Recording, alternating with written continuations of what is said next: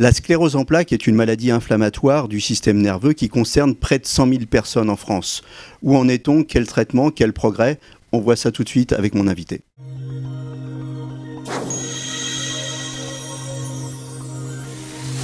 Professeur Bruno Stankoff, vous êtes professeur en neurologie à l'hôpital Saint-Antoine et aussi vous êtes chef d'équipe à l'Institut du cerveau et de la moelle épinière. Alors, quelques questions en bref, là, comme ça, pour balayer le sujet pour commencer. La sclérose en plaques, qu'est-ce que c'est? Bonjour. Donc la sclérose en plaques, c'est une maladie neurologique qui touche ce qu'on appelle le système nerveux central, cerveau, moelle épinière. C'est une maladie qui est une inflammation du système nerveux central, chronique, qui évolue de façon un peu fluctuante et qui va toucher ce qu'on appelle les gaines de myéline, qui sont les membranes qui entourent les fils électriques qui conduisent l'influx nerveux, qu'on appelle les axones, qui appartiennent aux neurones, et qui leur permettent de conduire l'influx nerveux, donc l'information nerveuse, de façon rapide et économe en termes d'énergie. Et donc, la sclérose en plaques va toucher cette gaine et va être responsable de symptômes neurologiques liés à ce déficit de gaines de myéline qui, en fonction de la localisation de l'atteinte des gaines de myéline, peut donner des symptômes différents qui évoluent soit par poussée, soit de façon un peu plus lente et continue, progressive. Est-ce que c'est ce qu'on appelle une maladie auto-immune? C'est une maladie apparentée aux maladies auto-immunes, dans le sens que la réponse immunitaire va être l'acteur impliqué dans l'attaque de la gaine de myéline initiale. Alors, si j'ai bien compris, c'est un peu comme si on avait un fil électrique. Alors, dans le fil électrique, il y a le fil, et puis autour, il y a la gaine, cette fameuse gaine de myéline, et donc c'est ça qui est attaqué par la maladie. C'est exactement ça. C'est un fil électrique qui perd sa gaine, et quand il perd sa gaine, il ne peut plus conduire l'influx nerveux, ou alors il le conduit plus lentement, ou alors même il souffre et il finit par dégénérer, puisque la gaine le protège quelque part. Ça touche qui principalement? Ça touche une personne sur 1000 en France. On considère à peu près 100 000 personnes touchées par cette maladie. De façon prédominante, ça touche les femmes. Et c'était plutôt des sujets d'un âge assez jeune. Le pic de survenue est d'environ 30 ans. Mais on peut avoir des sujets plus jeunes ou plus âgés. Ça peut toucher une frange d'âge assez variable. Alors, comment ça évolue? Je crois que c'est par poussée, c'est ça? Alors il y a plusieurs modalités évolutives, mais le mode initial évolutif est essentiellement un mode par poussée. C'est-à-dire qu'en quelques heures, quelques jours, vont s'installer quelques symptômes neurologiques inhabituels, un déficit, un trouble moteur, un trouble sensitif, des troubles visuels, qui pourront durer quelques jours à quelques semaines. Une tendance à la récupération spontanée, pas toujours complète, avec parfois quelques séquelles, mais une tendance à la réparation ou en tout cas à la réversion des symptômes. C'est ça qu'on appelle une poussée, ces poussées qu'on essaye de traiter pour accélérer la récupération fonctionnelle.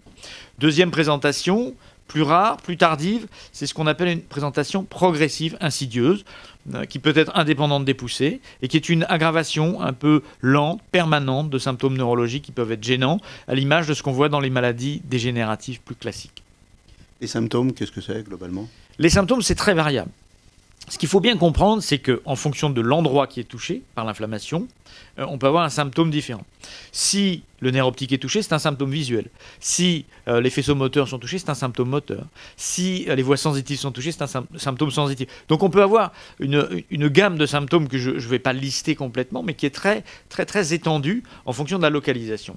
Ça, ce sont les symptômes qu'on va appeler visibles pendant les poussées. Il y a un certain nombre de symptômes moins visibles, importants quand même, mais moins visibles. Et en particulier, cette maladie est responsable d'une fatigue inhabituelle, parfois invalidante et chronique et qui n'est pas expliquée par des efforts habituels. C'est une fatigue liée à la maladie et c'est finalement probablement le symptôme le plus fréquent de la maladie et chez un tiers des patients au moins, c'est le symptôme le plus gênant dans cette maladie.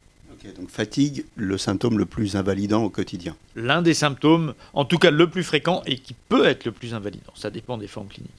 Alors, on va se tourner vers l'avenir. Aujourd'hui, il y a déjà plus d'une dizaine de traitements à la disposition des médecins. Est-ce que c'est au niveau de la pharmacologie qu'on peut espérer le plus de progrès? Il y a 20 ans, on n'avait rien. Aujourd'hui, comme vous le dites, on a plus de 15 traitements qui sont des traitements qui vont cibler cette composante inflammatoire de la maladie. Des traitements d'intensité différents, de confort différent, avec un rapport, on va dire, bénéfice-risque différent, et qui permettent de cibler toutes les formes d'agressivité de la maladie, de la plus légère, on va dire, à la plus agressive. Donc beaucoup de progrès pour juguler cette composante inflammatoire de la maladie. On continue à faire des progrès, mais vraiment la prise en charge a considérablement évolué, et aujourd'hui, on ne devrait plus avoir de formes très agressives qui ne sont pas prises en charge comme on voyait autrefois. Alors après, on ne traite pas tout. Et cette composante un peu dégénérative chronique de la maladie peut persister en dépit de ces traitements de l'inflammation. Et donc, on oriente nos recherches vraiment sur cette composante dégénérative et sur ce traitement de ces phases progressives de la maladie. Et là, il nous reste un certain nombre de recherches à faire, puisque les résultats commencent à être encourageants, mais c'est un début. Et il y a beaucoup de progrès à faire. Alors, qu'est-ce que vous avez dans le pipe comme nouvelle molécule? J'ai entendu parler de la biotine. Qu'est-ce que c'est, la biotine? Alors, plusieurs traitements ont donné des résultats récemment tout à fait encourageants. Notamment l'un d'entre eux, qui va probablement un peu changer la donne, c'est l'ocrelizumab. C'est un anticorps monoclonal qui va potentiellement être aussi efficace dans certaines formes progressives de la maladie. C'est le premier qui a démontré de manière indiscutable une action, même partielle, dans ces formes progressives. La biotine a donné des résultats préliminaires, on va dire, sur une première étude, qui pourrait être encourageant aussi, avec une amélioration fonctionnelle chez environ un patient sur 10 peut-être. Ces résultats demandent d'être confirmés aujourd'hui. Alors, donc on a vu, on a balayé le secteur pharmaco. Est-ce que finalement, une des pistes de recherche, c'est pas aussi de comprendre quels sont les facteurs déclencheurs de la maladie? Parce que si on comprend pourquoi elle se déclenche, fatalement, on va essayer qu'elle ne se déclenche pas. Bien sûr, le problème que l'on a aujourd'hui, c'est qu'on ne peut pas traiter directement la cause, puisqu'on n'a pas encore identifié précisément une cause de la maladie. On a des hypothèses générales pour expliquer cette maladie. C'est la composante auto-immune qui peut être associée à des facteurs génétiques, mais ce n'est pas une maladie génétique en soi. Mais il y a une composante génétique qui implique plein de gènes qui se combinent ensemble pour donner un peu plus de susceptibilité à la maladie. Donc ça aide à comprendre les mécanismes. On implique aussi des facteurs liés à l'environnement, les taux de vitamine D, l'ensoleillement, certaines infections par des virus, aucun de ces facteurs n'est la cause de la maladie. Cette combinaison de facteurs augmente la susceptibilité. On recherche toujours à identifier plus précisément une cause précise. On s'oriente vers le microbiote, la colonisation bactérienne de l'intestin, etc. Mais on n'a pas encore aujourd'hui une cause précise. Et donc, la recherche pour rechercher vraiment les mécanismes causaux est très importante, puisque le jour où on a une cause très très précise, qui pourrait ne pas être exactement la même chez tous les patients, à ce moment-là, on pourrait cibler cette cause et traiter de façon plus curative. Alors, on a parlé des molécules, on a parlé des facteurs déclencheurs. Vous avez évoqué tout à l'heure la dégénérescence, en fait, et ça, c'est une piste sérieuse de recherche, comprendre pourquoi et comment cette dégénérescence s'opère. Oui, la dégénérescence, c'est vraiment un objectif clé. Cette dégénérescence, on considère qu'elle est progressive, très lente tout au long de la maladie. Cette maladie peut durer 20, 30, 40, 50 ans chez les sujets. Donc c'est quelque chose de très lent. Et on essaye de comprendre quels sont les mécanismes qui vont faire que cette dégénérescence lente peut évoluer plus ou moins rapidement chez un sujet. Alors on commence à avoir des pistes. La première piste, c'est on sait que la gaine de myéline peut se réparer. Elle peut se réparer. Chez les animaux, elle se répare très bien. Chez des rats, des souris, ça se répare très très bien. Chez l'homme, chez l'humain, ça peut se réparer, mais ce mécanisme est insuffisant. Et au bout d'un certain temps, ou chez certains sujets, ces mécanismes de réparation deviennent inopérants ou insuffisants. Et donc on cherche à promouvoir ces mécanismes de réparation de la myéline. Donc pour ça, et notre équipe y travaille activement, d'une part on essaye de le mesurer en temps réel par de l'imagerie très sophistiquée chez les patients, et d'autre part on identifie des molécules qui pourraient promouvoir cette réparation myélinique. On est au stade du balbutiement. C'est-à-dire que la recherche a été très active dans ce domaine pendant 20 ans. Et aujourd'hui, on est à l'étape où on va passer à l'essai clinique. Donc, on commence à ouvrir des essais cliniques dans ce domaine. Donc, il y a de l'espoir. On n'a pas les résultats encore, mais les essais cliniques sont devenus vraiment l'objectif à court terme. Donc, en clair, pour reprendre notre comparaison du fil tout à l'heure, notre fil, il a sa gaine de protection, elle est endommagée et on cherche aujourd'hui à ce que la gaine de protection, elle se régénère d'elle-même, c'est ça? Elle se régénérerait mieux d'elle-même et elle protégerait mieux le fil, comme vous dites, mieux l'axone. Et ce serait une des manières de protéger de la neurodégénérescence. On a d'autres hypothèses. On a des phénomènes inflammatoires, mais qui sont chroniques et qui sont confinés dans le système nerveux, qui viennent plus, comme dans les poussées, du compartiment circulatoire et qui rentrent brutalement dans le cerveau, mais qui sont confinés de manière permanente au cerveau. Et on pense qu'en ciblant ces phénomènes inflammatoires qui augmentent avec l'âge, on pourrait aussi diminuer la rapidité de dégénérescence. Et là, pareil, on a développé le même type d'approche. D'une part, les identifier, donc les visualiser chez les patients. On développe des méthodes d'imagerie, on a des résultats tout récents qui montrent qu'on pourrait les mesurer. Et puis d'autre part, cibler ces mécanismes inflammatoires avec des nouvelles thérapeutiques. Et là, à la fois des équipes de recherche, mais aussi des équipes industrielles s'intéressent maintenant à ce domaine et on va assister à l'émergence de nouveaux essais cliniques. Donc cibler les mécanismes inflammatoires, ça veut dire devancer l'avènement des poussées, c'est ça ? C'est des mécanismes inflammatoires un peu distincts de ceux des poussées.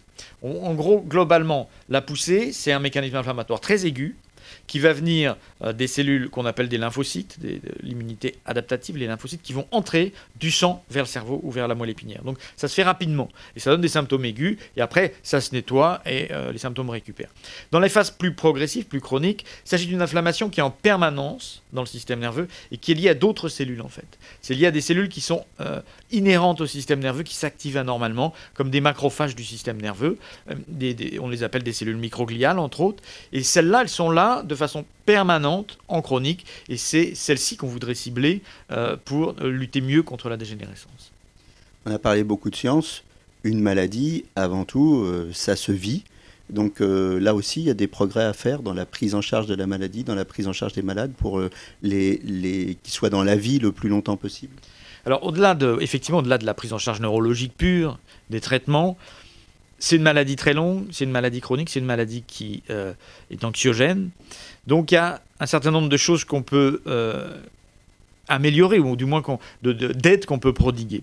Tout d'abord, mieux la reconnaître, mieux faire comprendre à l'environnement, au monde socio-professionnel, ce qu'est cette maladie, sa chronicité, et en particulier quels sont les symptômes invisibles qui peuvent l'accompagner, notamment cette fatigue chronique qui est mal perçue par l'environnement familial, qui est mal perçue par l'environnement professionnel. On peut l'expliquer, on peut faire de la pédagogie à ce sujet. Deuxième point très important, c'est les répercussions sur l'anxiété et l'humeur. C'est finalement, la douleur peut ne pas être liée au handicap neurologique, mais à la dépression ou à l'anxiété qui est associée. Donc essayer de rassurer, de mieux faire comprendre que cette maladie, on va la prendre en charge comme ci, comme ça, et essayer de comprendre cette composante, on va dire, émotionnelle de la maladie. Il y a un troisième point clé, à mon sens, c'est très rapidement se poser la question de comment on va pouvoir aider au mieux les patients à rester dans la vie active. La vie active, c'est la vie professionnelle, mais c'est aussi la vie personnelle, donc faire des enfants, rappeler aux jeunes femmes qu'elles peuvent parfaitement avoir une vie familiale, faire des enfants quand elles ont cette maladie, c'est l'activité physique, rappeler à tous ces patients qu'ils ont, au contraire, qu'on les encourage à maintenir une activité physique et sportive, à avoir des loisirs, etc. Et puis, tout ce qui est l'environnement professionnel, essayer de faire en sorte que l'environnement professionnel soit adapté à ces patients. Et c'est au prix d'aménagements mineurs dans l'environnement professionnel qu'on peut maintenir les patients très longtemps, à long terme, dans leur activité professionnelle. Donc tout ça, c'est des points très importants. Voilà, restez dans la vie active et dans la vie tout court le plus possible. Si ce sujet vous intéresse et si vous voulez continuer la conversation avec le professeur Bruno Stankoff, on vous donne rendez-vous le 14 octobre aux entretiens médicaux d'Anguin. D'ici là, portez-vous bien.